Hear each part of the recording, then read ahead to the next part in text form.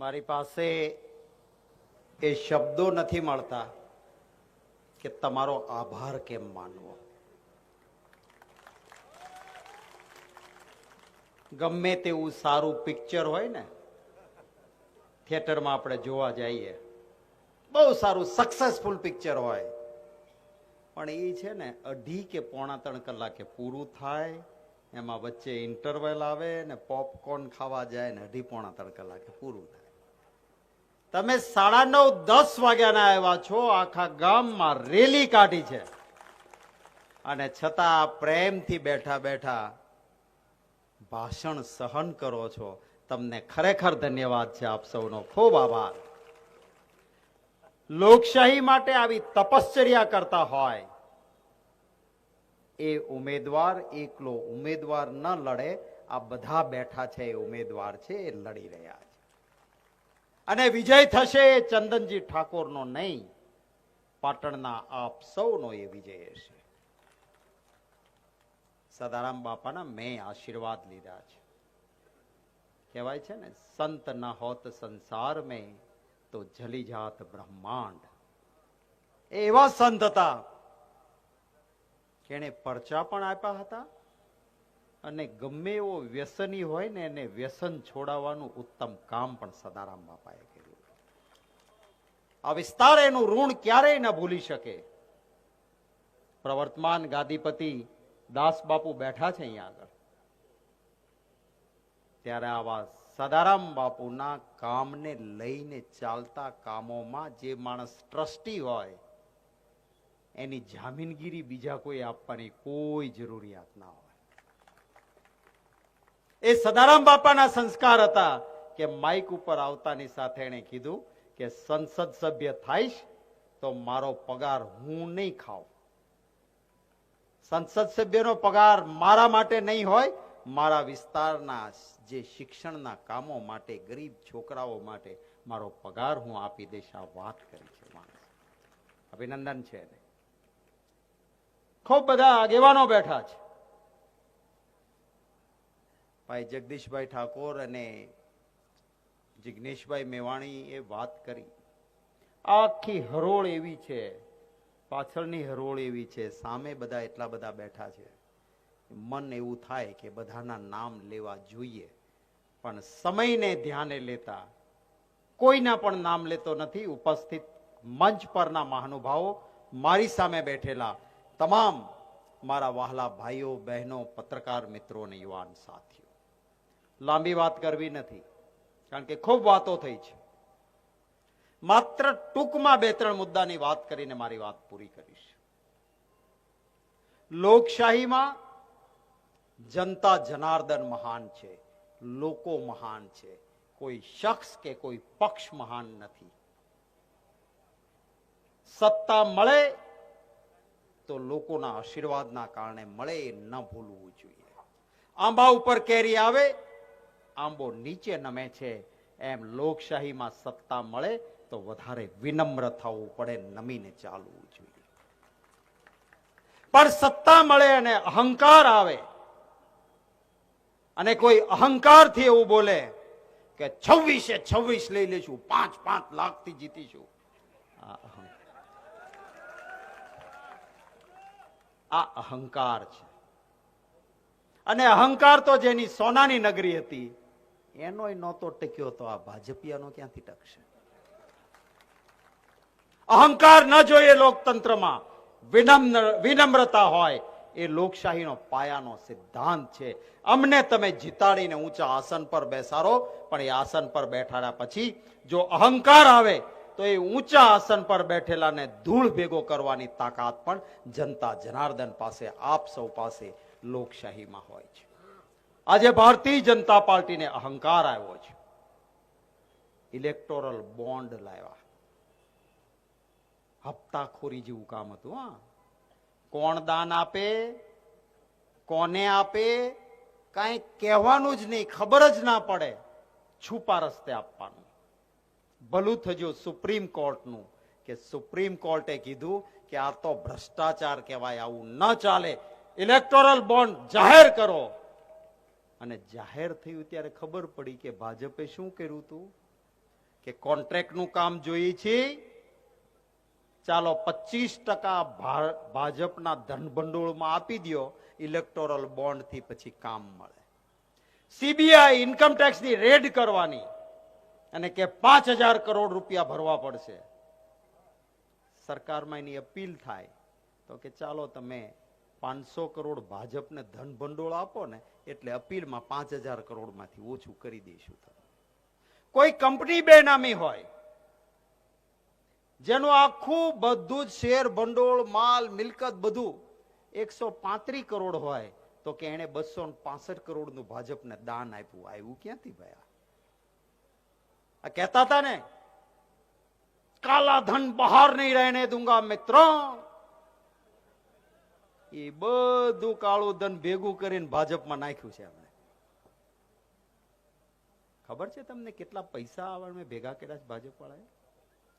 82 અબજ 52 કરોડ રૂપિયા ઓફિશિયલ આંકડો છે. 82 અબજ 52 કરોડ. અને બીજી તરફ આપણા કોંગ્રેસ પક્ષ પાસે થોડા ઘણા પૈસા હતા. હાવ નહીં ચાલે એવી મુદ્દો ઉભો કરી અને 11 એકાઉન્ટ હતા, બધા એકાઉન્ટ ફ્રીઝ કર્યા. આપણા ખાતામાં પૈસા હતા એ બધા ખાલસા કર્યા.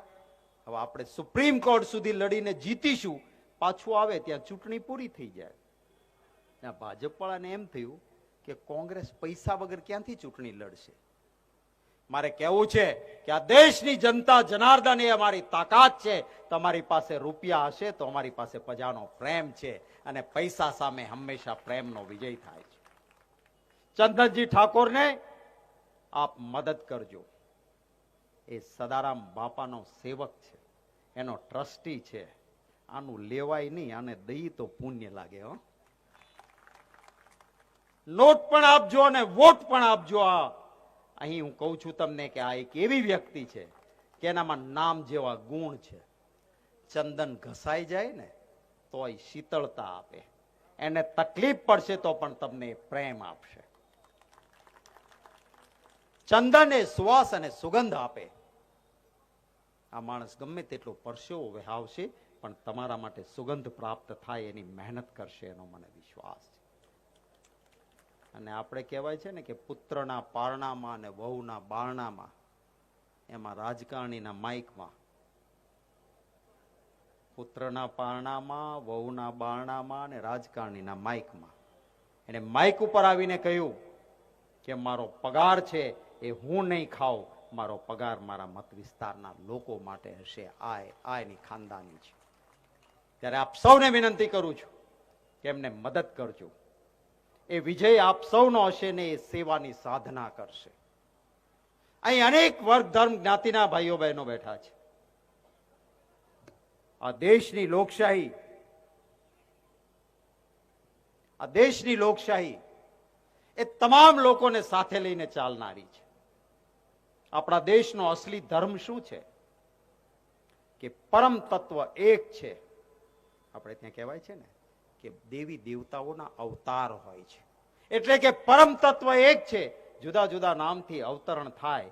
કોઈ માતાજીઓના નામ, કોઈ દેવી દેવતાઓના નામ, કોઈ સંતોના અંદર પણ આપણે પરમ તત્વ આવ્યું છે એવું કહીને એને નમન કરતા હોઈએ છીએ. આ દેશમાં આ કહેવાય છે કે ઈશ્વર અલ્લાહ તેરો નામ સબકો સન્મતિ દે ભગવાન. આ આપણા દેશનો અસલી ધર્મ છે. કોઈ પણ માણસ, હું હિન્દુ છું, હું મારી માતાજીને પ્રાર્થના કરું, હું મારા કુળદેવીની આરાધના કરું તો મોક્ષની પ્રાપ્તિ માટે હોય. મતની પ્રાપ્તિ માટે હું મારા દેવી દેવતાને શેરીઓમાં ના રજડાવું. મત તો કામના નામે મંગાય, પણ કામની બદલે કારનામા કરે અને પછી રામના નામે રોટલો શેકવા નીકળે, એને ઓળખવા પડે કે નહીં? હિન્દુ ધર્મમાં સૌથી સર્વોપરી શંકરાચાર્યજી મહારાજ. એવું કહેવાયું છે કે 4 વેદ હિન્દુ માટે આખરી ગણાય અને આ 4 વેદોની જવાબદારી 4 શંકરાચાર્યજી મહારાજોને આપી છે.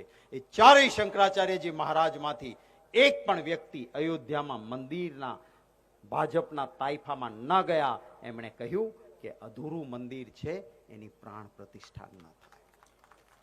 આ કે છે કોંગ્રેસ વાળા ન ગયા. અરે ભાઈ, એક હિન્દુ તરીકે શંકરાચાર્યજી મહારાજ જે વાતની ના પાડે ત્યાં ભાજપ વાળા જઈ શકે, કોંગ્રેસ વાળો ના જઈ શકે. શંકરાચાર્યજી મહારાજે કીધું કે ઘર અડધું થયું હોય તો વાસ્તુ લઈને રહેવા જઈ શકાય, બાકીનું પછી કરી શકાય. પણ મંદિરમાં પ્રાણ પ્રતિષ્ઠા થાય છે એટલે કે ભગવાનનો પ્રાણ એમાં મૂકીએ છીએ, અને ખોટ ખાપણ વાળા શરીરમાં પ્રાણ ન મૂકી શકાય. એમ જેનો ગુંબજ નથી બન્યો, જેના પર કળશ નથી મુકાયું, એ મંદિરની પ્રાણ પ્રતિષ્ઠા અત્યારે ન કરવી જોઈએ. આ શંકરાચાર્યજી મહારાજે કીધું. પણ ચૂંટણી આવતી હતી ને, એટલે શંકરાચાર્યજી મહારાજનું ન માન્યું કે આ તો ગુંબજ બને અને કળશ મુકાય ત્યાં ચૂંટણી પૂરી થઈ જાય, તો રામના નામે અમારે રોટલો કેમ શેકવો? આ ધંધો કર્યો છે એમણે, એમને ઓળખજો. શંકરાચાર્યજી મહારાજે કીધું કે તમે અત્યારે રામલલ્લાની પ્રાણ પ્રતિષ્ઠા કરશો, ઉપર ગુંબજનું કામ બાકી છે, કળશ બાકી છે, મજૂર ઉપર કામ કરવા ચડશે તો એના ચરણ, એના પગ રામલલ્લાના માથા ઉપર આવે. આ એક પાપ કહેવાય અને આ પાપ ન થવું જોઈએ. તો પણ શંકરાચાર્યજી ભગવાનનું ન માન્યા. અને જુઓ, જે અહંકારમાં જ્યારે આવા કામ કરે છે ત્યારે સરસ્વતી માતાજી પણ જીભે બેઠતા હોય. જો બેઠા ને રાજકોટના ઉમેદવારની જીભે.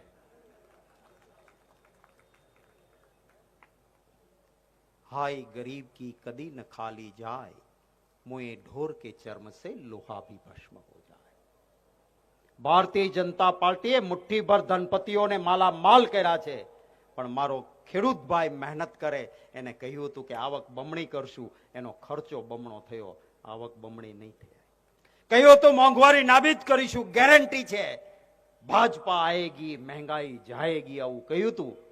અને 400 રૂપિયાનો ગેસનો બાટલો 1100 પહોંચાડ્યો ને. પેટ્રોલ ને ડીઝલના ભાવ ક્યાં ગયા? 2 કરોડ નોકરીਆਂ ખોલ દૂંગા કહ્યું તું, ગેરંટી આપી હતી. અરે હતી એની નોકરીઓ વહી ગઈ, 2 કરોડ નોકરીઓ ખોલાડી નહીં. કહ્યું હતું टास्क फोर्स बनाएंगे, काला धन वापिस आएगा, यूं ही देशवासी के खाते में 15-15 लाख आ जाएंगे. કહ્યું હતું ને. આવ્યા કોઈના ખાતામાં 15 લાખ? આ નીચે બેઠા એમાંથી કોઈનામાં આવ્યા? આ બાજુ કોઈને આવ્યા? હવે કોઈ ભાજપને મત આપ્યો એને પૂછજો કે અમે તો કોંગ્રેસની સભામાં ગયા હતા, કોંગ્રેસ વાળા છીએ, તમે તો કમળ વાળા છો, અંધભક્ત છો, બેંકની પાસબુક બતાવો તો કે 15 લાખ આવ્યા. મારે કહેવું છે કે આ લોકતંત્ર છે, લોકશાહી છે, એમાં લોકો મહાન છે. આપ વિચારજો, જે માણસે 3268 દીકરા દીકરીઓ ગરીબના શોધીને લગ્નો, સમૂહ લગ્નો કરાવ્યા હોય એવો આ ચંદનજી ઠાકોર છે. એને આપ ઓળખો, એના પંજાના નિશાન ઉપર મતો આપજો, એને વિજયી બનાવજો. એ પછી રઘુભાઈ કે કિરીટભાઈ જેવા કે બળદેવજી એની વાત કરશે તો પાર્લામેન્ટમાં તમારો અવાજ બનનારો વ્યક્તિ એ ચંદનજી ઠાકોર હશે. ખૂબ બધા અહીંયા આગેવાનો કોંગ્રેસમાં જોડાયા, એમનું સ્વાગત કરું છું. કેટલાક આરે 3જી પેઢીનો સંબંધ હતો અને આજે 3જી પેઢીને મને ખેસ પહેરાવાનો મોકો મળ્યો, મને ખૂબ આનંદ થયો છે. સ્વાગત છે. કેટલાક સાથે નજીકનો નાતો હતો, અંજીભાઈ જેવા જાય, સુબહ કા ભૂલા શામ કો ઘર આए તો ઉસે ભૂલા નહીં કહેતે. ઘણી વખત બહુ રૂપિયા આવે ને એ આપણને ભ્રમમાં નાખી દે, એમ ક્યારેક બોળવી લઈ ગયા પણ પાછા પધાર્યા છો, આપ સૌનું સ્વાગત છે. નવા મિત્રો જોડાયા છે, આપનું સ્વાગત છે. અને હજી વધારે આવે, કોંગ્રેસના અંદર સાથ અને સહયોગ મળે એ શબ્દો સાથે આપ સૌએ ખૂબ મોટી સંખ્યામાં ખૂબ લાંબા સમય સુધી હાજરી આપી. આપનો આભાર માનવા માટે મારી પાસે શબ્દો નથી. આપ સૌને શુભેચ્છાઓ, ખૂબ ખૂબ આભાર. મારા સાથે 3 વખત જોરથી બોલજો, જય હિન્દ, જય હિન્દ. जीतेगा भाई जीतेगा, जीतेगा भाई जीतेगा.